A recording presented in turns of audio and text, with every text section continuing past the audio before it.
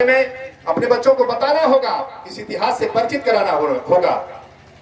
और अभी अगर पूछा जाए, यहाँ बच्चे बच्चियां भी कुछ बैठे हैं, अगर अभी हम पूछें किसी हीरो का नाम बताओ, आप थोड़ा होशियार लग रही हैं, जल्दी से बता दीजिए किसी हीरो का नाम। शाहरुख खान। किसी हीरोइन का भी नाम बता दीजिए। करीना कपूर। देखिए इस बच्ची ने, इसके लिए अच्छी बात है कि कम से कम इसके अंदर कॉन्फिडेंस है, खड़े होकर ये कुछ बताया। लेकिन अब मैं दूसरा सवाल पूछ रहा हूं कि हीरो का मतलब क्या होता है? हीरो का मतलब क्या होता है? कोई भी बता सकता है क्या होता है? नेतृत्व करने का साहस हो। लेकिन आपने जिसका नाम बताया है, ये लोग किस चीज में नेतृत्व करते हैं और इनके नेतृत्व का क्या रिजल्ट है? एक अभिनेता उस क्षेत्र में सर्वश्रेष्ठ है। वो अभिनेता है, वो हीरो नहीं है। हीरो का मतलब नेता। नेता का बेहतरीन अर्थ है, शब्द है नायक। नायक, जो हमारे समाज का नायक हो। नायक कौन होता है? जो तमाम समस्याओं से लड़ते हुए अपने समाज को अच्छी दिशा देने के लिए, अपने को जान खतरे में डालने के लिए भी तैयार हो, उसको नायक कहते हैं। और ये जो फिल्मों में नाचते हैं, ये नायक नहीं है, ये उनकी नकल उतारते हैं। इनके लिए बहुरूपिया शब्द है, इनके लिए अभिनेता शब्द है। अभिनय करने वाला, नाटक उतारने वाला। बहुत अच्छा, आप बैठ जाइए।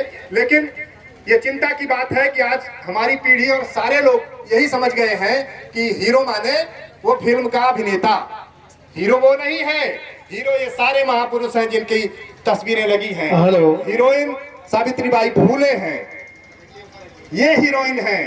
इस हीरोइन का नाम याद करिए, इन महापुरुषों को याद करिए, तथागत को याद करिए, बाबा साहब भीमराव अम्बेडकर को याद करिए, छत्रपति साहू जी महाराज को याद करिए, सम्राट अशोक को याद करिए, संत रविदास को याद करिए।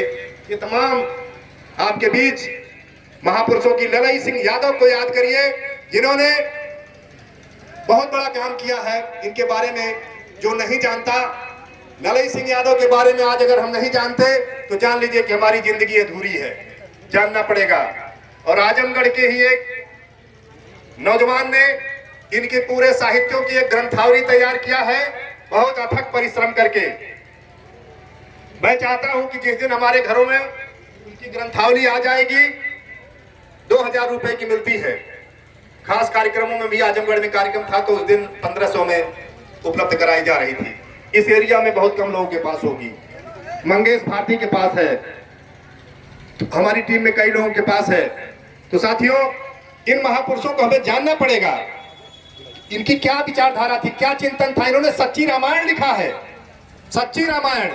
हमारे बीच में ज्यादातर 2 रामायण हम जानते हैं, वाल्मीकि रामायण और तुलसी रामायण। देखिए देवेंद्र यादव जी जो मुंबई से चलकर हमारे बीच में पहुंच चुके हैं। हम इस कार्यक्रम में मुस्तफाबाद की धरती पर उनका खैर मकदम करते हैं, स्वागत और अभिनंदन करते हैं। आपको सुनने के लिए लोग तमाम जगह, देश भर में कार्यक्रम होते हैं। बिल्कुल एक 3.5 फुट का अदना सा इंसान, जैसे कभी ललई सिंह यादव रहे होंगे, उसी तरह से देवेंद्र यादव हमारे बीच पहुंच चुके हैं। आज आप इनकी बात सुनेंगे। इन्होंने पूरे देश में,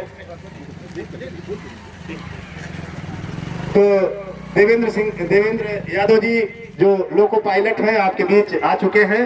और इनको सुनने के लिए देश भर में लोग लालायित रहते हैं। और आपने अपनी नौकरी को भी जल्दी से जल्दी छोड़ देने का निर्णय लिया है, इतनी मांग बढ़ गई है पूरे देश में।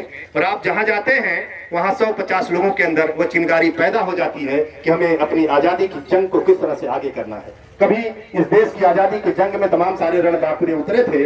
आज की ये टीम जो यहाँ तमाम लोग आए हुए हैं, ये भी उसी रास्ते के सिपाही हैं। और इन्हीं लोगों के साथ मिलकर के हम सभी लोगों को एक बेहतरीन समाज बनाना है। मैं ललई सिंह यादव की चर्चा कर रहा था, उनके बारे में जानना है। आज ये सब चर्चाएं होगी। और कैसे हम किस तरह से झूठ के चक्कर में फंसे हैं, हम किस तरह से पाखंड और कल्पनाओं के चक्कर में फंसे हैं, वास्तविकता यथार्थ के धरातल पर कैसे पहुंचेंगे, यह सब आज इसका संयोग बन रहा है उस माता बदामी के इस शोक श्रद्धांजलि के अवसर।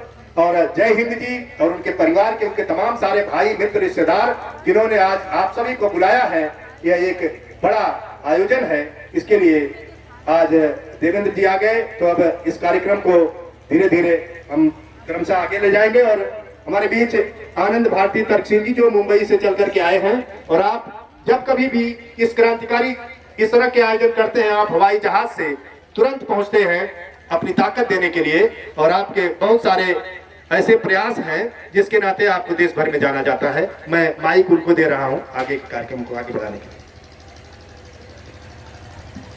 बहुत बहुत धन्यवाद माननीय कमला सिंह तरकस जी। दरअसल काफी लोग इनको जानते नहीं होंगे, तो एक लाइन में इनके बारे में बताऊंगा। दरअसल आप एक लेखक हैं, कवि हैं और एक विद्यालय के आप प्रबंधक हैं।